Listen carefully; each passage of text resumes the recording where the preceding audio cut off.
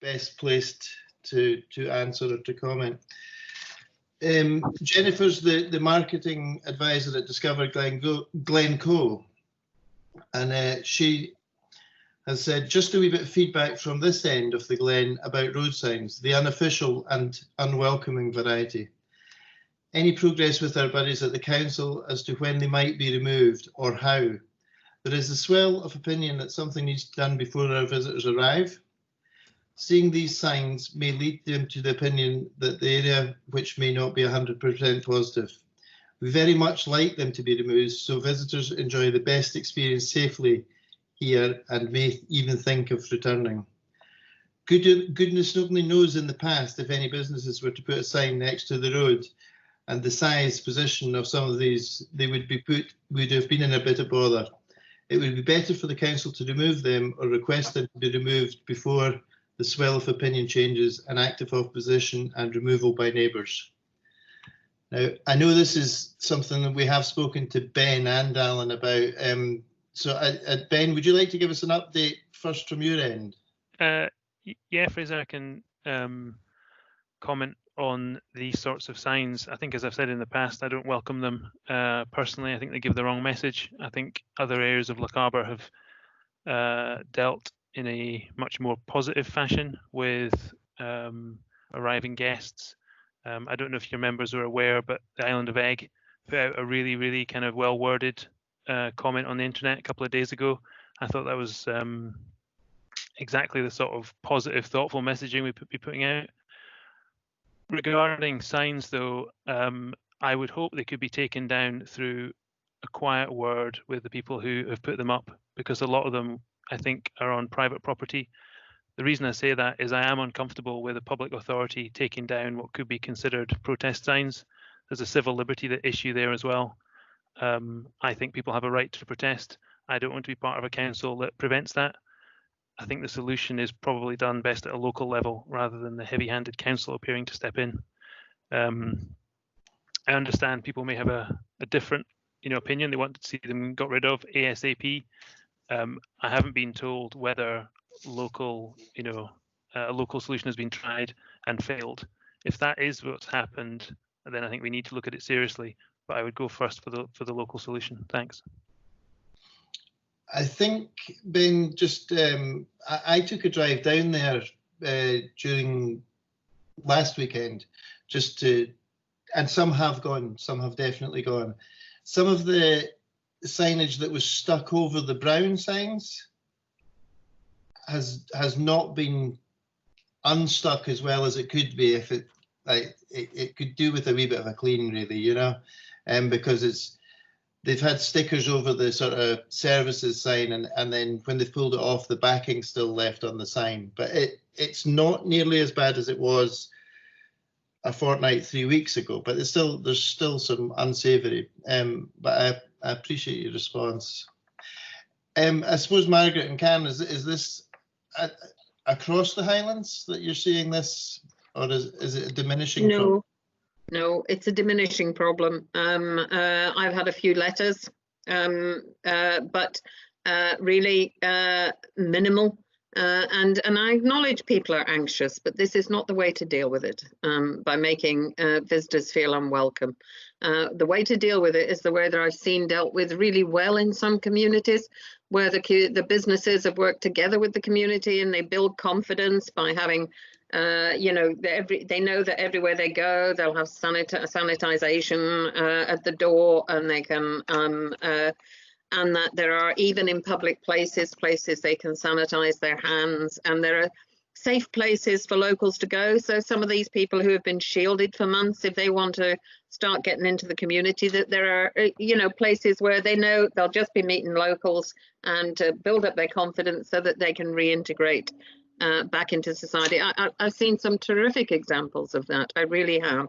Very thoughtful, but not signs. And thank goodness for that, because this is not the way that we work in Highland, signage like that. And it's very sad to see it. I hope Ben's right. A local response, Glencoe getting rid of it itself, would be by far the best thing to do. And ask them to be just more thoughtful, Everyone knows that people are anxious, but we've got to work through this. Okay, thanks very. The next question is from Kate Willis from Lochaber Environmental Group. I think, Kate, you're here, aren't you? Yes, I am. Do you want to do that one yourself rather than endure me having to read? Right, okay, I'll have to hang on, let me find it. I haven't got it in front of me. Kate, I can read it out for you. Kate Willis is from the Lochaber Environmental Group. Kate asks, as we emerge from lockdown, how will the Highland Council be committing its spending to ensure that we, brackets, rapidly and justly transition to a net zero economy to tackle the climate and ecological crisis? And how will Highland Council ensure the transition is Highland-wide and not just in Inverness? Who wants that one? Karen, do you want to take that one first, or Ben? I can come in on part of this, Fraser, because I took on chairing the housing and property role in amongst my councillor colleagues, and housing and property is a big part of our carbon footprint. Another one is transport, and some of my colleagues might want to come in on that. But on the housing side, the big step that we're taking is, and it has been going on for several years, is making sure that our social housing is much more fit for purpose through insulation and upgrading heating systems. You just need to take a walk around Cool and you'll see the difference that's been made to a lot of the housing stock there. I mean, I wish we'd done all of it. There's still a big chunk to go. So, you go around the Swedish timber houses, you'll see half of them done. You see all the private ones done. The social housing is not yet done. So there are things to be improved there. But those are big investments. That's many £1,000s per house. The other thing that we're doing is changing heating systems to air source heat pumps. So electrification. So the same process you're seeing in transport with electrification of the vehicle fleet, we're doing with our housing stock and our buildings. Just to put the buildings in context, the council as a social housing landlord has 14,000 houses. I mean, I guess that's probably around 10% of the houses in the Highlands are in the council's hands. So that's a big change as we progress with it to electrifying heating in the Highlands as we work through our buildings, our houses and our schools.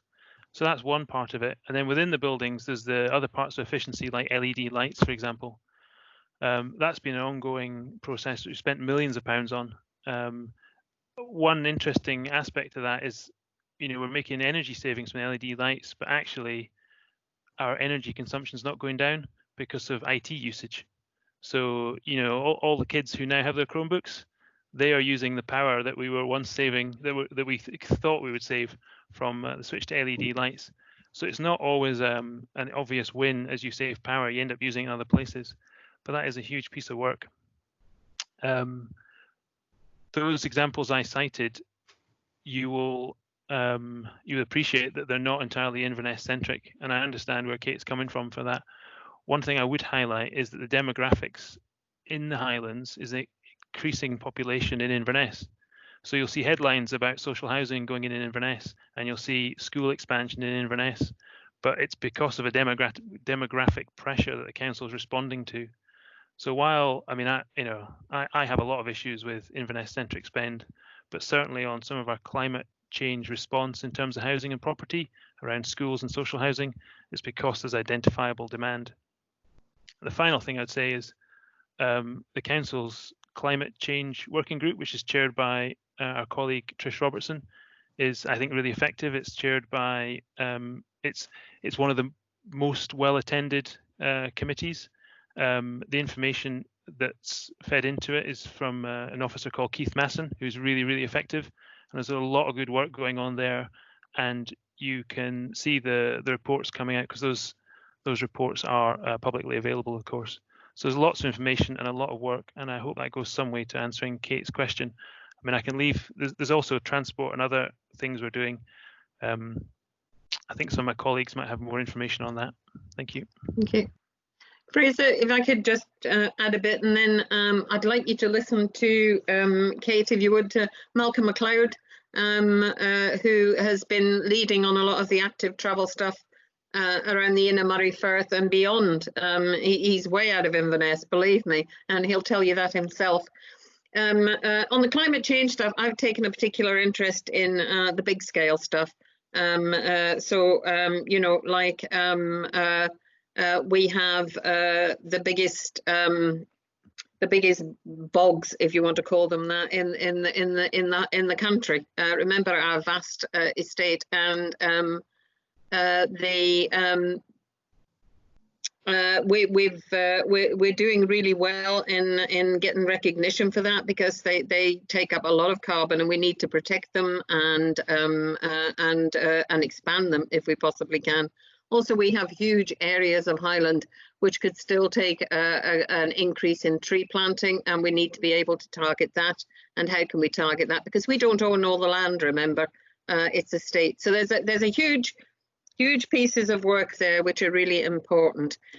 What I've been really interested in is, over this pandemic, seeing the people working from home, working on teams like we are just now, how much mileage that has saved, and different ways that people are settling into different ways of working. And I'm sure some of that will become a permanent change. It's just about how we work it in. But since the government started putting out calls around active travel, the council officers have been very busy, and if Malcolm could just give you a bit on that and what's happening around Inverness just now, apart from double-decker buses getting stuck. Thanks. Good afternoon, everyone. The bus should never have been there, just so everybody knows. But I think in terms of the work that Ben referred to, you know, we have brought together our climate change, our energy, our active travel teams, and what this period has shown us actually is the benefits of that. So in terms of the work we're doing around active travel, obviously the big award we got from Sustrans was in Inverness. But we're also working hard on the Spaces for People project. As you're probably aware, there's elements of that in Fort William that are starting. And, you know, that was one of the teething issues we had with the bus. But actually, it's given us a really, really good opportunity to lead the way. We've been successful in getting £2 million. And actually, we're preparing a phase 3 bid, which we are able to get once we spend 3/4 of the first lot. And what we're hoping is that will lead to more permanent solutions, going, you know, beyond. So in order to be ready for that, what we're trying to do is influence as much as possible our funding opportunities. So trying to draw together all of the available funding opportunities there might be, and looking for every chance we can for match funding, because that has been one of the big successes in a lot of our permanent projects is actually having some match that we can use to lever in much more money from people like Sustrans or Paths for All or whatever it might be. So there is a huge amount on that. So some of the areas outside Inverness, there's obviously a really good project going on in Wick, which is community-led with Sustrans. There's work in Fort William. There's work on a long-distance route through Skye. And as we're going through this recovery phase, what we're starting to hopefully get towards is a prospectus of different projects related to active travel that we can then bring together within influence our own capital programme, albeit diminished, but it'll influence the design of projects we're implementing, making sure we're getting additional benefits, but as importantly, trying to influence private developers, the housing developments that we are promoting, to adopt some of the infrastructure that's required for that. So I think this period has been really, really good for that. And I was also wanting to mention some of the other work.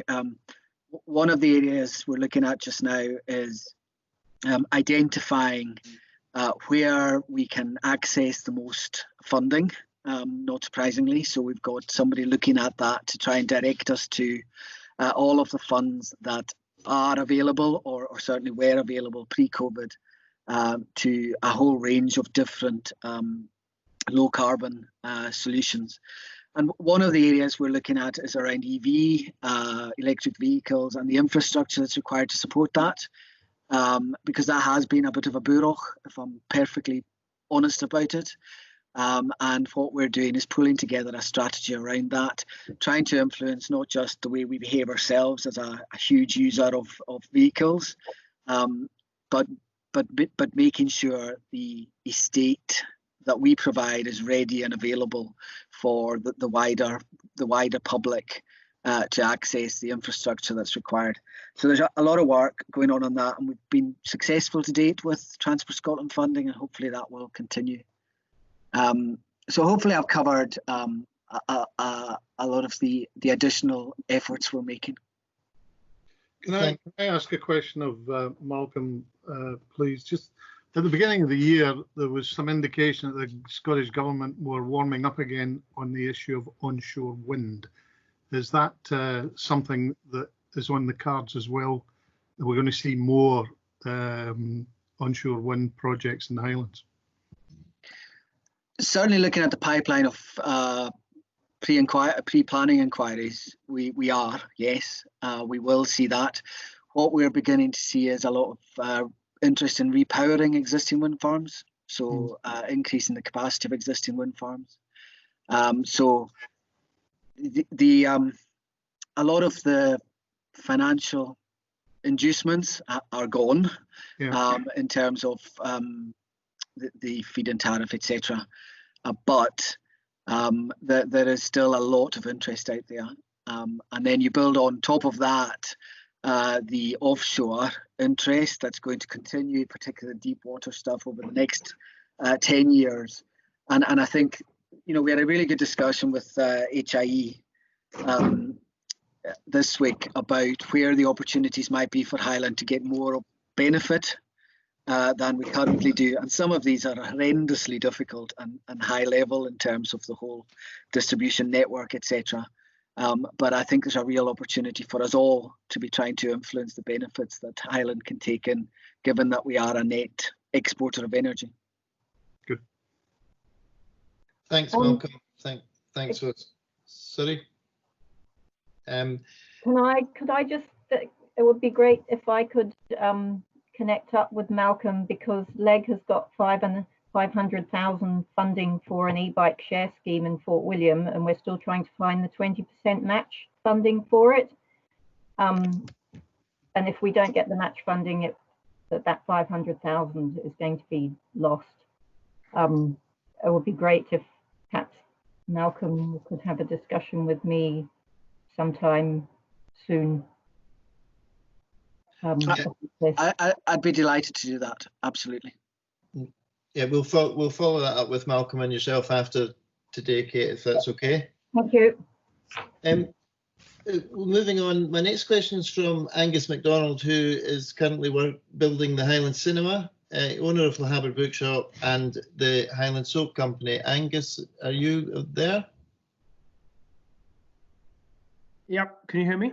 Yeah, we can hear you, Angus.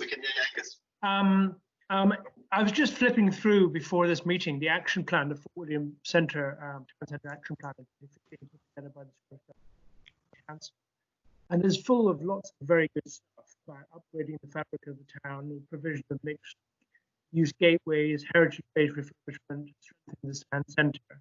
Angus, you need to speak into your microphone. We can barely hear you. Ooh, I don't know where my microphone is. Can you hear me a bit better now? Yep. Yes. Shall I go back and repeat that? Please. There was an action plan done by the Scottish Government and Highland Council in 2015, and it was full of really excellent stuff. And about upgrading the fabric of the town and the provision of gateways and heritage-based refurbishment, strengthening the town centre was the main theme of it.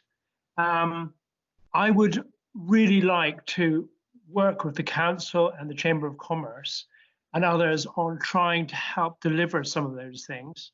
I would really appreciate your support and involvement in a a conference on the future of Fort William High Street to be held at the cinema.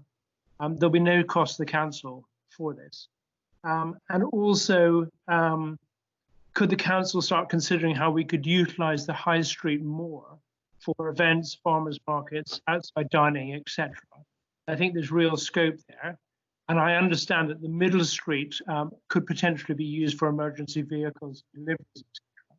It would require a bit of a change, but I think we're at the cusp of really turning Fort William round. If I could have a bit of support from the Chamber and the Council, everybody says Malcolm McLeod is the go-to person for this. Malcolm, I'm looking at you for your help. That would be really appreciated. Okay, can I just have a word on some of that? I'm very, very keen that we give support to our city and town centres over the coming few months in particular. They are really struggling at the moment, as we all know, and we need to revivify them. I declare an interest. I attend farmers market. My family takes stalls every month, and it's in Inverness. I always feel that there's far more footfall on market days than there is on others. So I'd commend you with your idea of bringing the markets into the centre of your town. But you need Alan and Ben to talk to you about where your action plan for the delivery of things there went to. There was a lot of time spent on planning and development planning in Lochaber. We were all very, very jealous about Lochaber 2040. You had a terrific opportunity there to take forward a lot of your development planning. So I'm presuming there's a separate one for the town centre. There may be a little more money coming from the Scottish Government for town centres. Don't know. It's just vague talk at the moment. It's not crystallised into money. If it does, then we'll find ways of making sure you get it. But it never sounded like a lot of money.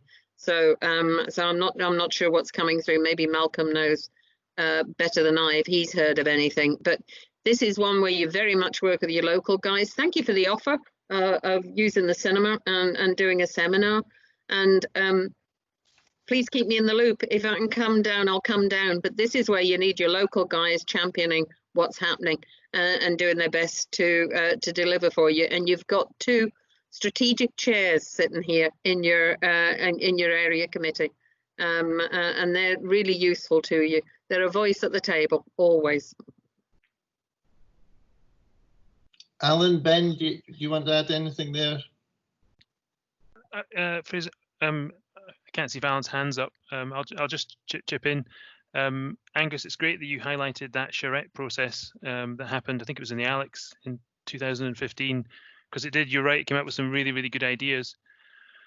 Some of those ideas have been acted upon. Some of them are in process. Part of the active travel money that Malcolm spoke about, improving access to the town on foot. If I recall correctly, was part of that. Charrette was part of some of the charrette suggestions. Sorry, my phone's just ringing. And then those charrette ideas, they really got rolled into the Fort William 2040 process. We get regular updates on the 2040 progress, the agencies that are taking them forward, and the status of them. It's Scott Dalgarno, who within our development team, who brings those reports to Lochaber councillors. That is obviously, the focus on that has come off a bit with the pandemic, but I think as things reopen, we should get back on that. I think your proposal for to have a wider meeting around the town centre is very welcome, and it will help refresh the focus on the Fort William 2040 project. So I think your ideas are right on the nail. I would be happy to help how I can. There is a process there in place. It's just making sure the agencies deliver on their commitment to the various steps of the 2040 vision. Thanks. Alan, do you want to add anything to that? Yeah. Okay. Yep. We can get the charrette document out.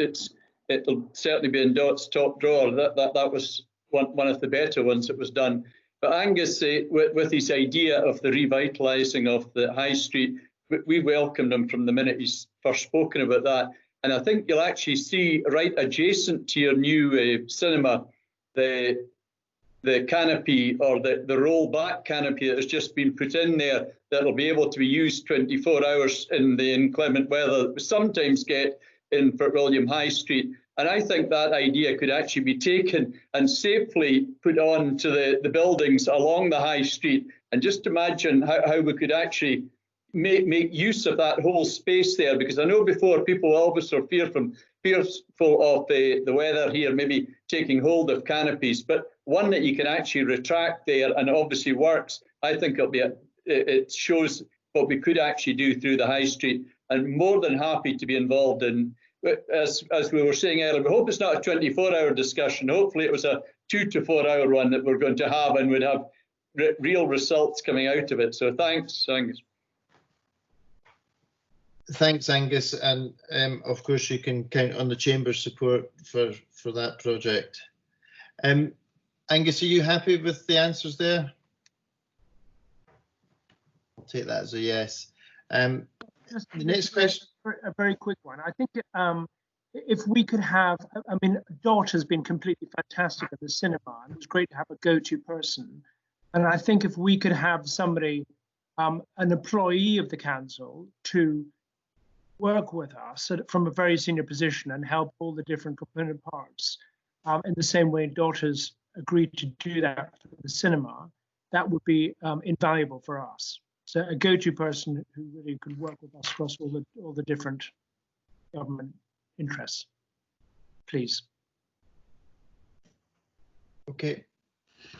Maybe useful, just probably a piece of information that's not widely known, but Karen, who's with us today, Karen McDermott, she is actually the ECO who is responsible for the Lochaber area. So we do have a go-to person there, Angus. Right, thank you. Okay, the next question is from Drew McFarlane Slack. Drew, you're on the call. Would you like to just ask this one yourself? Yeah. And, like many folk in rural parts of Lochaber, have been frustrated since the lockdown began, and we've had time to spend in and around the house, in the garden, making changes and building up a whole bank of refuse. And I haven't been able to get it to the recycling centre for very understandable reasons.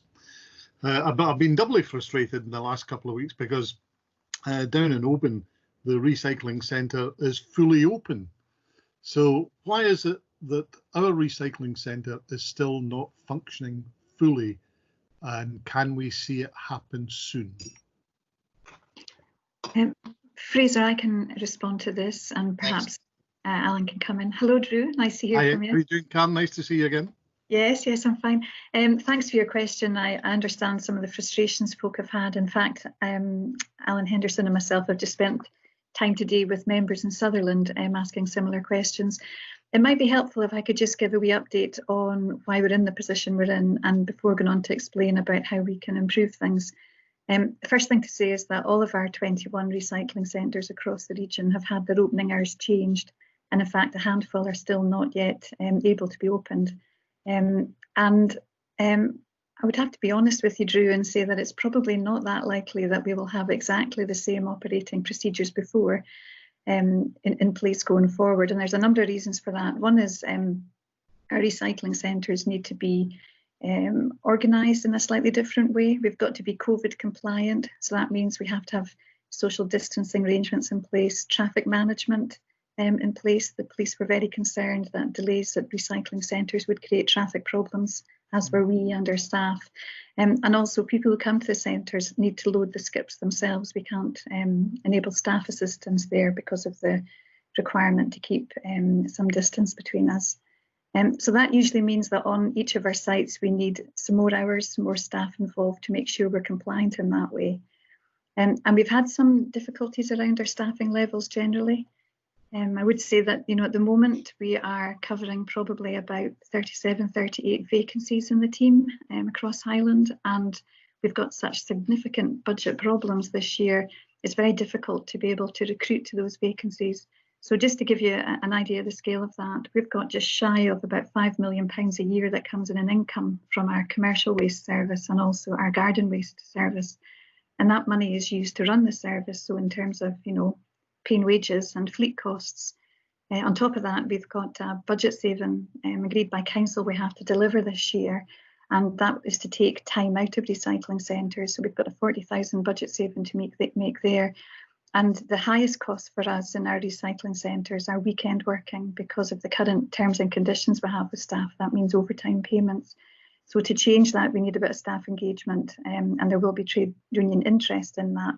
Having said that, our waste teams generally have been pretty stoic working right through the COVID response period. And we have agreed with trade unions that between now and the end of August, that everybody needs to get 10 days leave.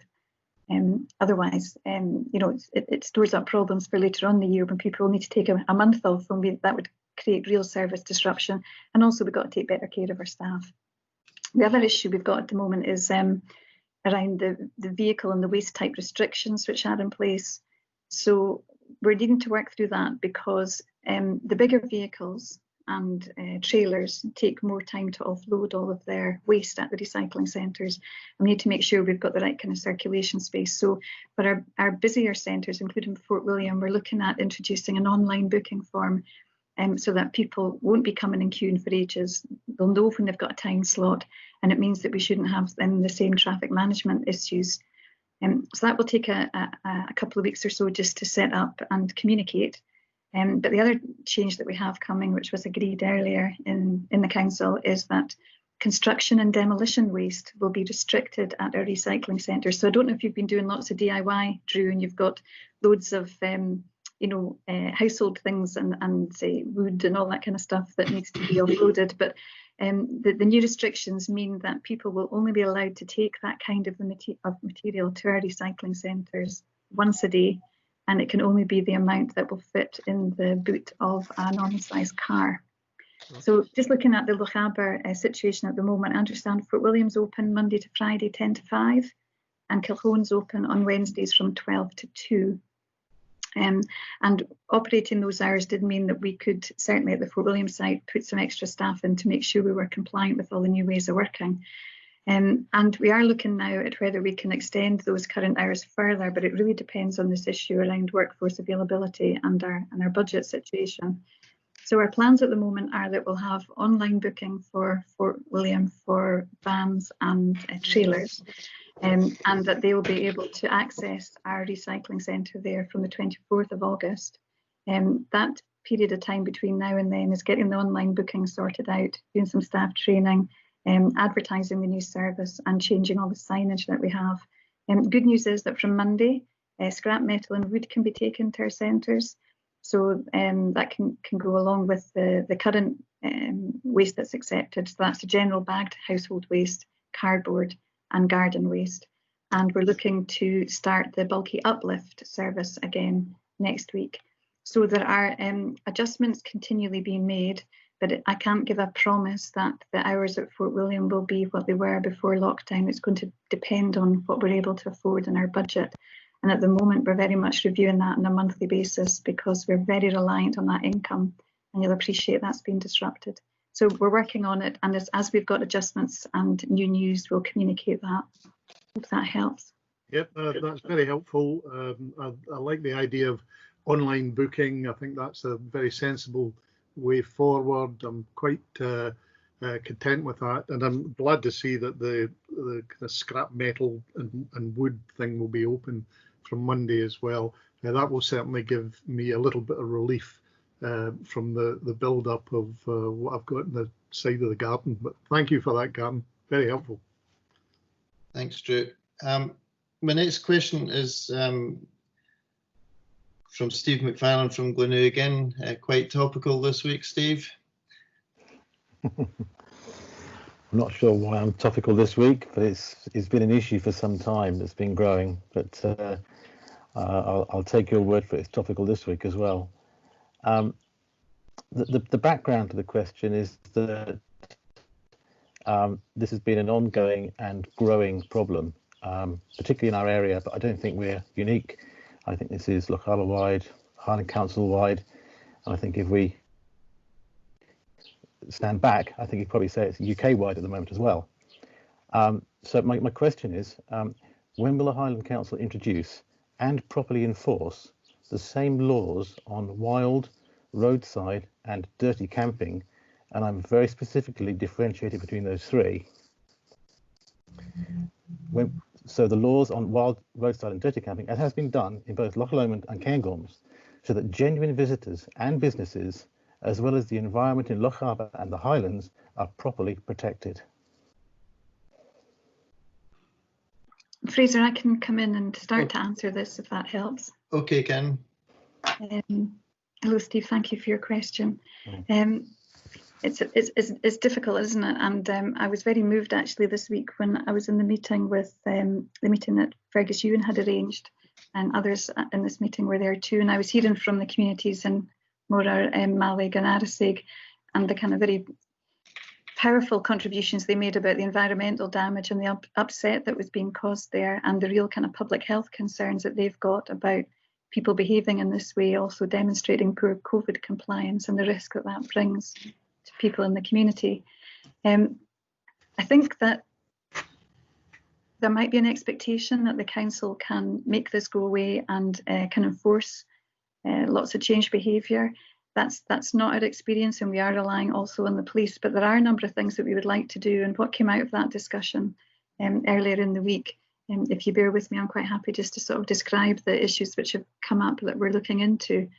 The first is around improving waste and litter arrangements, and we've looked to put some additional bin capacity in some places, and also to say that if any of the community groups want to be involved in doing clear-ups, we're very happy to facilitate that in providing some materials for people to do that safely and to have special collections of that being taken away.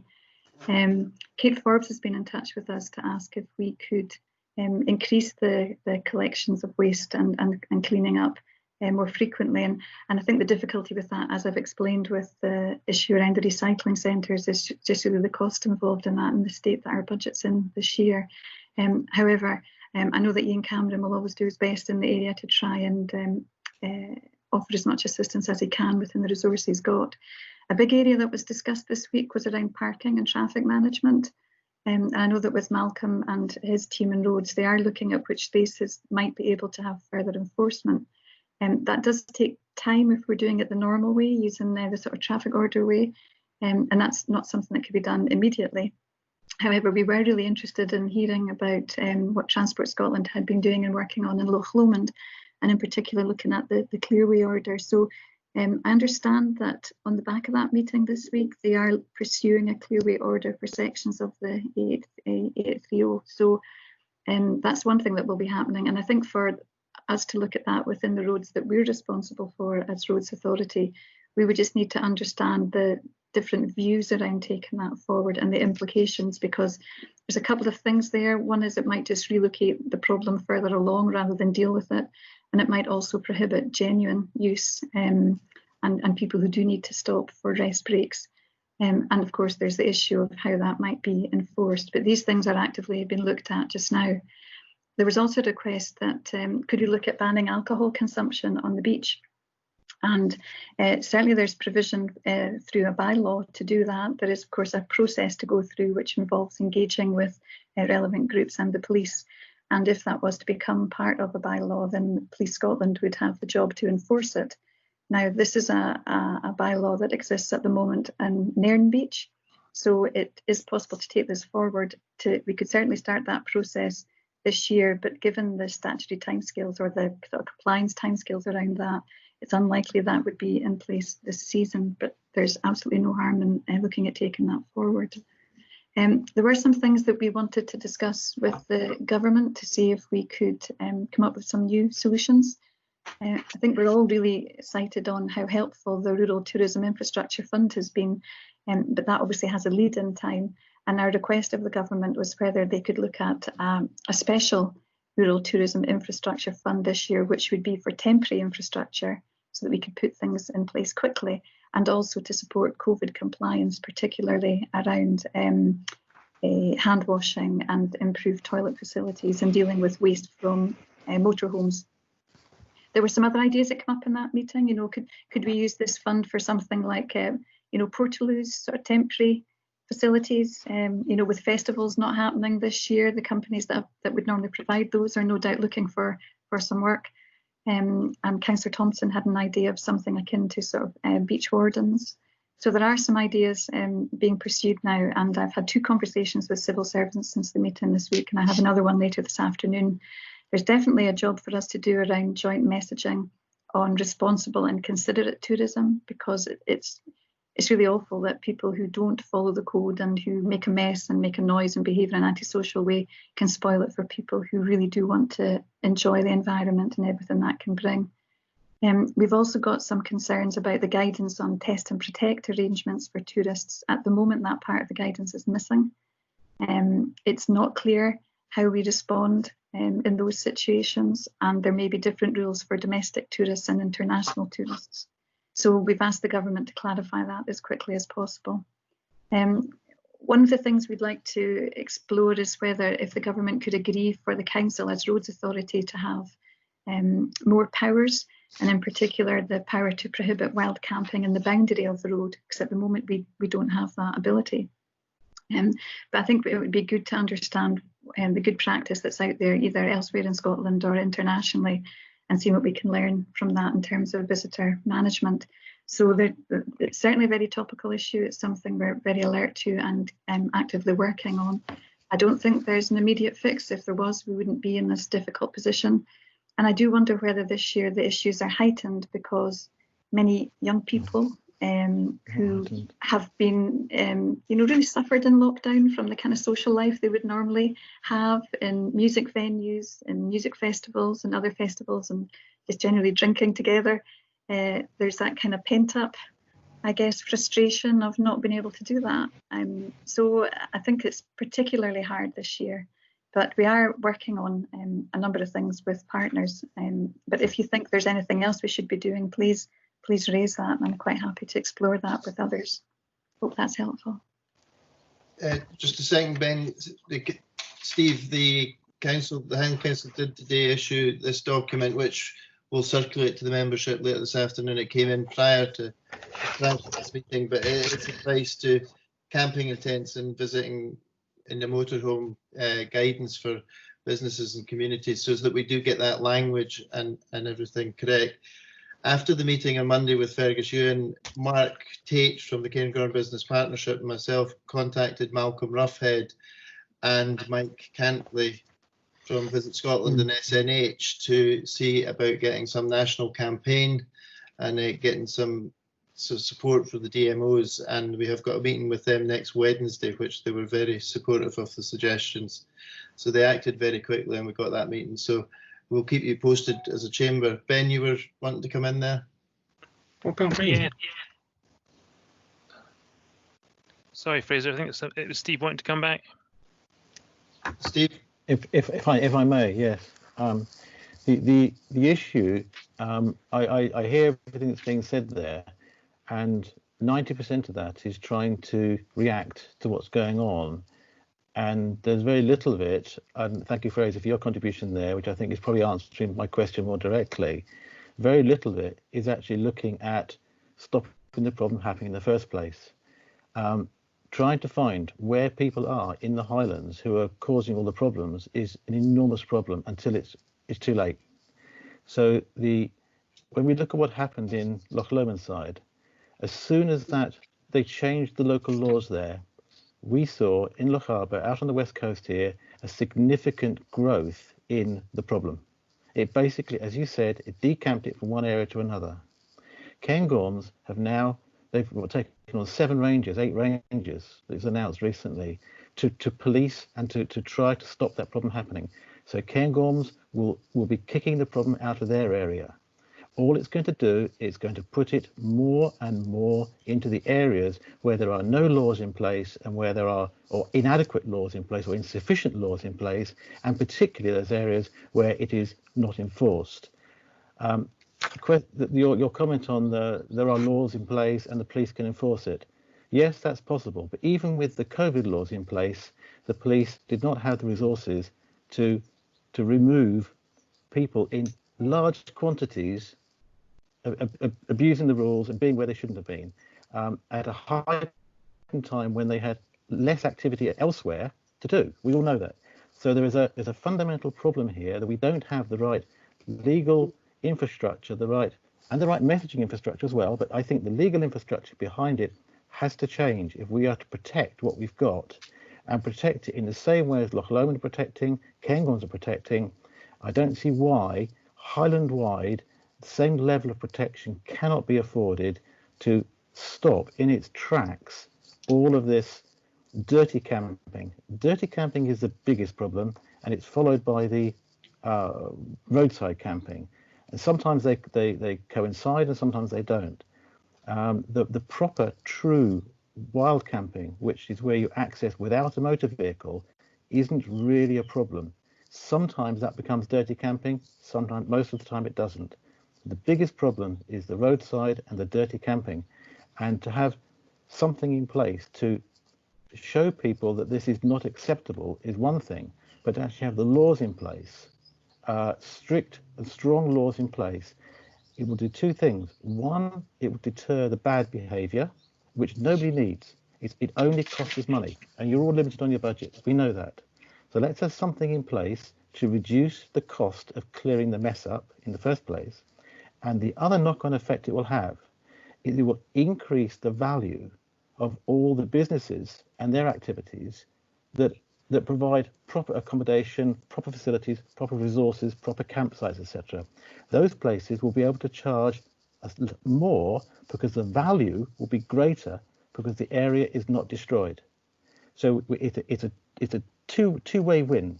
We reduce the cost of cleaning up and we increase the value of what's going on in the area. Both those we have to do. After this COVID-19, we know that we cannot have the same numbers of people. We know that. So everybody is going to have to make do on fewer people. To earn the same amount of money as we do now on fewer people, we have to charge more. So why should we be allowing our laws to encourage people to spend as little as possible, causing us the greatest cost as possible as a society, when we can very, very simply turn it around and say, no, we're going to stop the low-end, low-value stuff that's causing us all the costs and encourage stuff which enables everybody to get more value out of it, pay their way, and happily survive with fewer people, which coincidentally will solve a lot of your other problems with your infrastructure fund, etc., which was the overuse of some areas.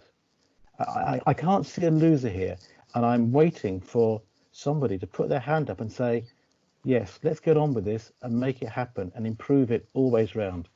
Ben. Thanks, Steve. Can I just come back to you on a few of those points? The first thing I would say is I think with Salalaman and Smercery, you've got two of the finest beaches on the West Highlands right on your back doorstep. And I sincerely hope you don't end up with the same issues or haven't ended up with the same issues that we've had between Mora and Arisaig. I think it would be very helpful. Yeah, I was actually out at Smercery at the weekend.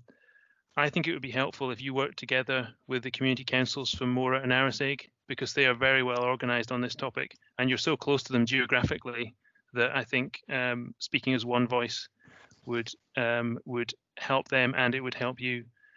The second point I'd want to make is the comment you made about the legal powers.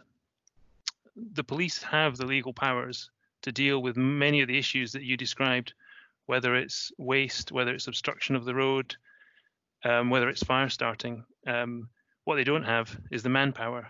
And I think part of the reason that you've seen the consequences of the Loch Lomond camping ban is the manpower. And you yourself referred to the increased manpower that's been put in Cairngorm. My suggestion of having some sort of community warden or beach warden is based on that principle, that you need somebody who's in there as a first responder almost, who's going to get in there and face up to the party campers well before the police need to be called in. And I kind of speak from experience in this because I grew up in Glen Nevis, and many Fort William residents will know what the Roaring Mill is like on a warm summer evening. It's been, party camping central for probably 40 years at least, and we've had to deal with that every weekend, every summer. And the police have dealt with it. The police will move people on, they will shift the campers, but that's within, a mile and a half of a police station. So we have the advantage of resource in dealing with it. We also in Glen Nevis have the advantage of a landowner who's motivated to face up to some of the party campers because they've got a financial interest. So in effect, in Glen Nevis, you've got something that looks a bit like a community warden, and that's an employee of the campsite who will, from time to time, go out and face up to these party campers. So, I think the council does have a role to play here, but the council doesn't have the solution.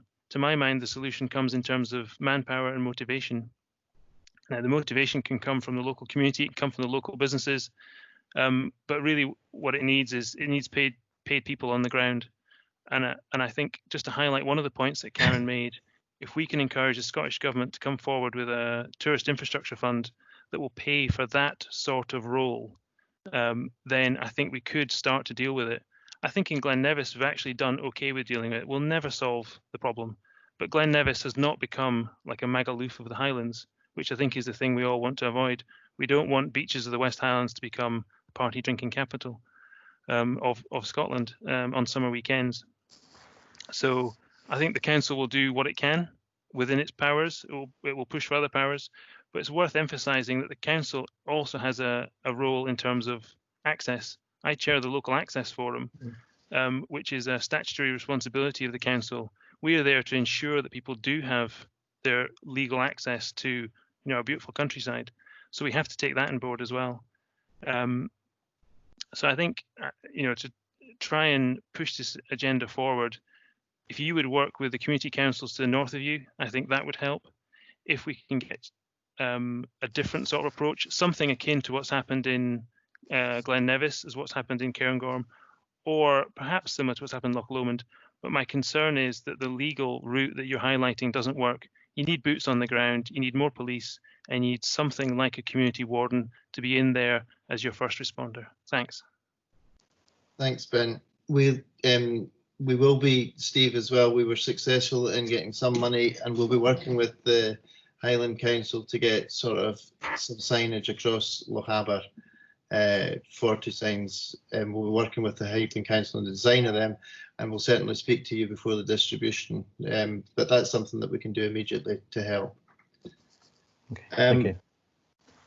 The next question is from Raymond Moore from Roberts Construction. Raymond, are you still with us? Yes, I'm still here. Good afternoon, everyone, and thanks, Fraser. There's two questions. The first one is, can the Highland Council please advise the planned future capital investment in building and infrastructure projects in the West Highlands for this financial year and the next 2 financial years? With the implications of COVID-19 affecting investment in the private sector, the importance of the public sector investment is more important than ever before. The construction sector is a significant part of the Highland economy. And I could maybe just give the second question as well, if that's going to save a wee bit of time. Second one was, the development of the Blarmore site has been enabled by the Highland Council for uses such as further education, healthcare, and much needed affordable housing. Unfortunately, funding has not been forthcoming for the STEM building from Scottish Government for West Highland College UHI, despite the project being shovel ready to progress. Lochaber Chamber, West Highland College, and various local businesses have all been requesting support for this very significant project to now move forward. Is there anything that the Highland Council can bring to the dialogue to help us get a positive outcome for the West Highlands and its young people? The project progressing would also help support the local construction sector at this key time. Thank you. Who would like to answer that one? Shall I make a start, and then I'll ask Malcolm if he wants to come in behind what I'll be saying here. Right, the capital programme. It's a two-pronged thing, really, in the council. There is the core capital programme where you get your schools, your bridges, your roads, that sort of thing. And that's actually been set for the next few years, but it is up for review. We have to review it. After the pandemic, we need to say, goodness, is that sensible anymore? Do we need to change that? And we've also got to look more importantly at how much money we've got, because we've had decreasing amounts of capital, subsidised capital from the Scottish Government. We have to go to the Treasury for public work loan bonds, and everything has a knock-on effect to our revenue budget because of the repayment of the loan charges. So that is actually the ability of going to get capital is not an issue for us. We can go and get loads of it, but the impact on our revenue budget of the loan charges is the big issue. So we've got to review. This year we've got to go back and review, and we've got to say, what can we afford to do? It's as simple as that, Raymond. So but you'll see that if you look at the capital programme, those are the projects we'll be going on. Maybe some others come in. I mean, for instance, we had a school fire in Invergordon last year. Mercifully, it was really well handled, and nobody was hurt, but we do not have a school at Park in Invergordon anymore. So we've got things we've got to do there. I think there's temporary solutions there, and then who knows what the permanent solutions will be. So there's always something coming out the woodwork at the side from you. So that's where the review is with the main capital programme. But if you look in there, you'll see the key projects. They're not going to go away. They might shuffle about a bit. They might take a bit longer to do because of lack of funds, but the key projects are in there. But there may well be others coming in. The other one is house building. Now, we've been very successful at getting house building money from the Scottish Government and continue to be. So there is the possibility of house building in Lochaber. I've seen Alan Maguire talking about wanting to get more private sector involvement in Lochaber around house building. So speak to the housing development guys, to John McCarty or Alan Maguire, and you'll get a good hearing. And the Blar Moor, well, we bought that years ago to enable all these projects to happen. So the council's done its bit there, if you like. And I'm sorry, I don't believe there's any way we could, the STEM project, except that we are looking at some of the spend around the city region deal. We're looking at that. Everything has to be reviewed after COVID. But whether there be any possibility there, I really don't know. Ask me in 2 months' time when we're clearer about what we can move. At the moment, we're very constrained by business cases that are up there, and we need to take them back, take them apart, and put additional other proposals forward if we're going to be taken seriously. At the moment, it's just discussions, but maybe Malcolm can add a bit to that. Yeah, thanks, Raymond. I think just in terms of housing schemes, we've currently got £27 million worth of contracts that are on site or about to go on site in Lochaber, Blar Moor, Upper Achentor, and Lochaber House. The Cool Flood Scheme is one of the schemes that was actually approved at the last council meeting to go out to tender. That's worth. It's written here. I think. Sorry, pardon. Sorry, was that me echoing? So that scheme is now going out to tender, and in terms of the STEM centre, yeah, I think all we can do is use our influence, and one of the things we have been discussing with all the Lochaber members actually is where our priorities would be, and obviously Blar Moor is one of these. We had a good discussion the other day. We're trying to influence the development of the project in different ways, so not just in terms of the housing element that we're bringing forward, but also in terms of setting at the kind of low carbon side and trying to lever in money that way. So we're actually working with HIE and our energy team to kind of try and influence that project. So there are different ways around it, and if we show that we're joined up, if we show that it's a priority, then all we can do is hope that the funding comes quick, smart. Good. Thanks, Mal. Thanks very much. Yeah, we're in regular dialogue with Alan Maguire and that anyway, and George McCaskill. So no, I appreciate your further comments. Thank you. Thank you. Can I just check? I'm working to an hour and a half for this meeting, so I hope that's what everybody. I just had a panic there that everybody else wasn't. We've got 2 questions left actually. The next question, can I ask Andrew McKenna to ask this question next? And Andrew's the chair of the Thomas Telford Corporate Marina. Good afternoon, everyone from sunny Torlundy. If you've read the preamble to my question, everyone listening, I mean, Margaret and I met in December so I could give her a serious update on where we're going with the project. But as we meet this afternoon, there is a contractor on the beach at Corpac busy constructing the start of the car park.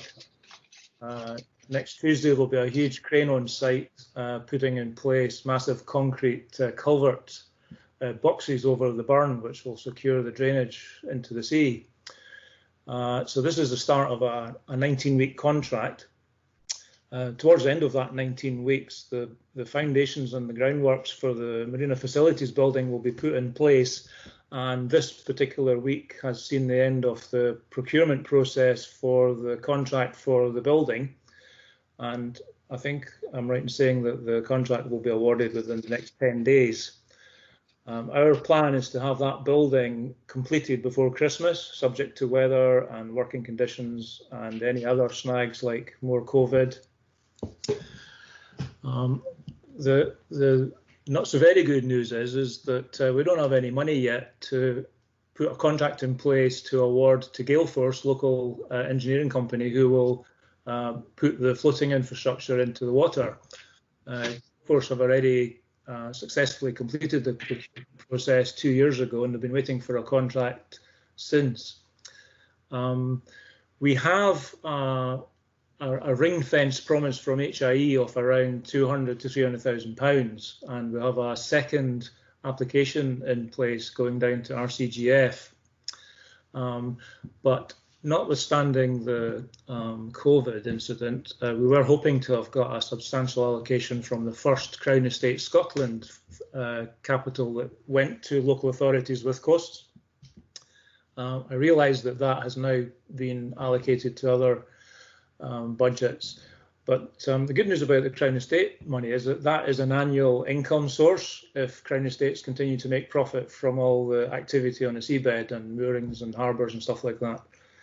So what I really need to be able to do to stop this community-led project costing more and more and more money from ongoing professional services, inflationary costs for the building and construction, is to be able to have a promise of the funding in place by December or January next year at the very latest, so that this marina can be actually opened and start providing economic and community benefit to Fort William by being able to trade for a full season next year.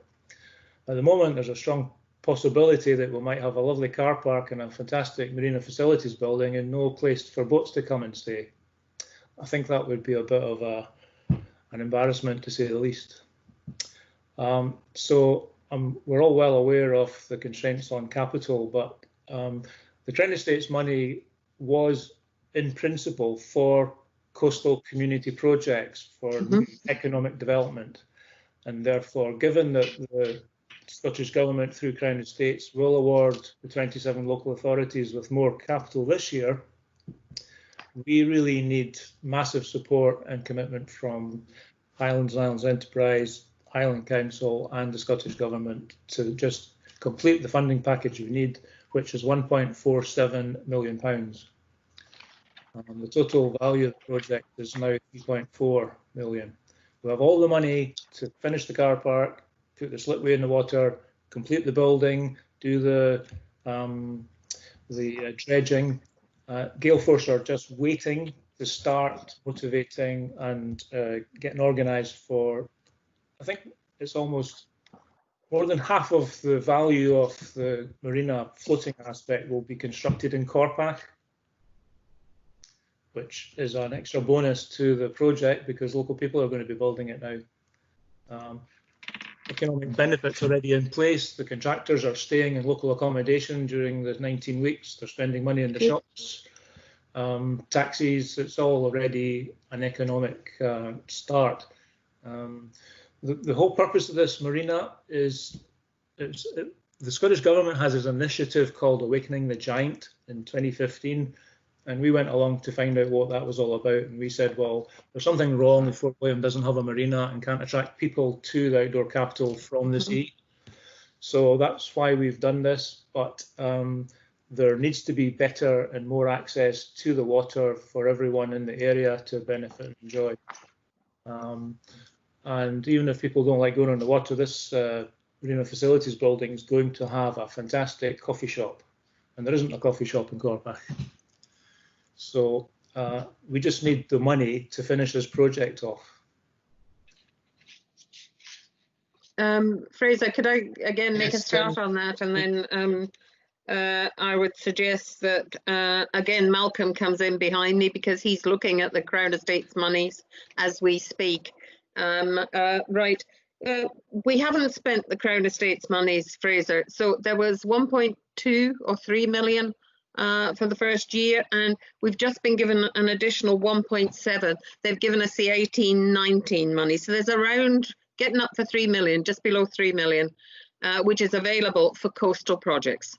That is exactly what it's there for. However, having said that, we have what we haven't had, and again, we were on the brink of doing that, and then down came the boom. We now need to have discussion with our councillors. So use your councillors to be clear about how we do this. We need to talk about how we distribute that. Do we divvy it up between? We've got 10 areas in Highland now, and only one of those doesn't have a coastline. So suddenly the money doesn't look so good if you do that. Or do we do it a different way? Do we assign it to projects? Is it a challenge fund and people bid in? I think we have to have these discussions. Malcolm's working at options. Do we keep some of it to match rural tourism money? Do we? I think we've got. We will have a range of options before we finish that we need to look at. And I would suggest that we'll be having discussions with members over the next 6 weeks. It'll almost certainly go to the September Council with proposals of this is how we're doing it, and invite bids. Now, you've got a great project. If I had a checkbook in my pocket, I'd give it to you now and you could take it home, but they won't let me have one. And don't think I haven't asked. It's, it's going to take a wee bit longer yet to get through the processes of the council, to be fair to everyone as best we can be, and to organise the decision-making process. But just keep an eye on it. Again, you've got councillors very much involved with this who'll keep an eye on it with you, I'm absolutely sure. And then there'll be the opportunity to go ahead, and I'll be expecting to see your name in the hat. I don't think I need to add anything to that, Margaret. That summed it up perfectly. So we're just preparing a paper right now, and we'll put that in front of members very soon. Okay, but 3 million is a decent amount of money to put out rather than the 1.2 that we had. It's starting to look better. They're very slow at letting the money out. We're still a year behind. There's been another year of income. Goodness knows when they'll let us have that, but the sooner the better, because we've got a lot of coast. Yeah, the Scottish Government had a marine conference in Banavie in 2018, and that's when they awarded our project £1.465 million. And I said to Fiona Hislop on that day, everyone in the room was all around marine tourism, and I said, we now need help to bring together the process of finding the rest of the money. So we've been paying professional people for funding applications. They've filled in 34 applications from all sources of potential money, and it's absolutely not the right way in today's world to find £3 million for a wee project. We're throwing money at the wind by not doing this joined up. Our project in particular has been on the go during the process of the Westminster government devolving Crown Estates to Crown Estate Scotland. So we've had to wait until the Scottish Parliament wrote a new bill, which is now Crown Estate Scotland, and then they've now made a great decision to devolve the money to the local authorities. But that's taken just forever.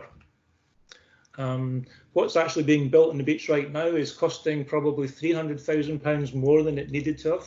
We could have had that built 2 years ago.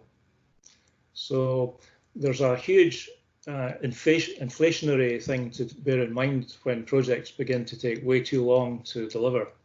And it's just a real waste of public money, which could be being used for other purposes.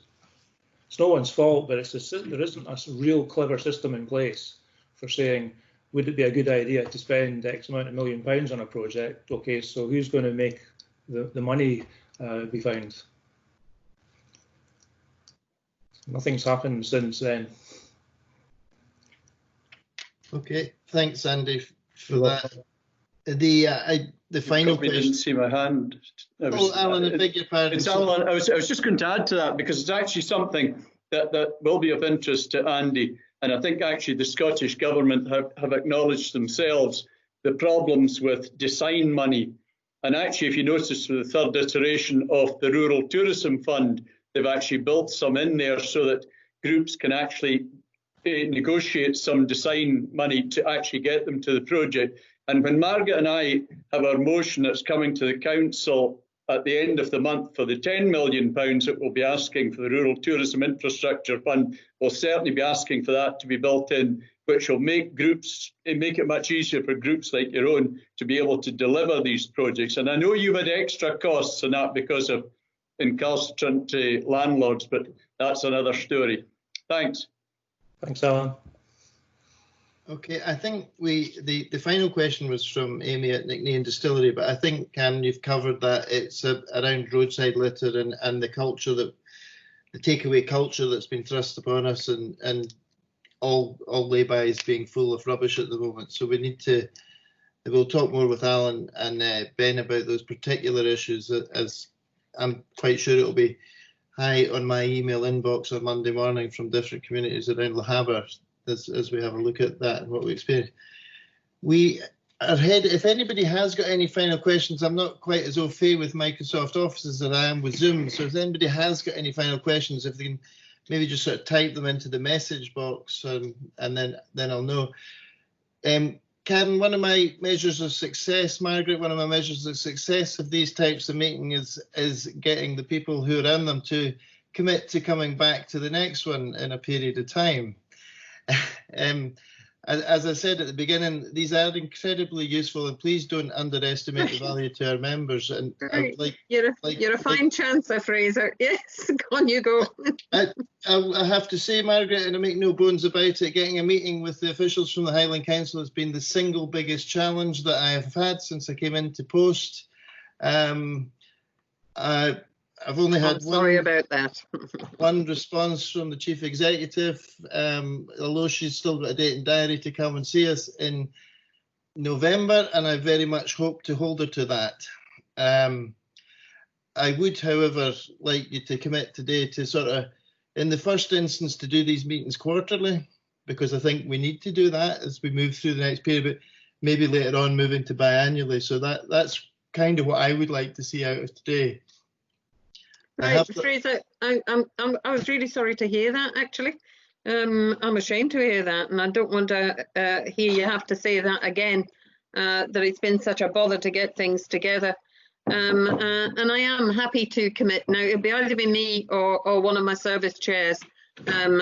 So, you know, get in touch. If I can, I can, but there's only so much I can squeeze into a day.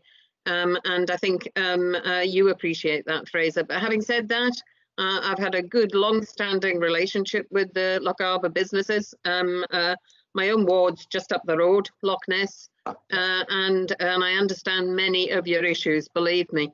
I was saying, oh yes, here, to a lot of the comments that I was hearing today.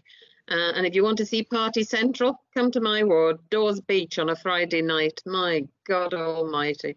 8 miles from Inverness, so you can imagine.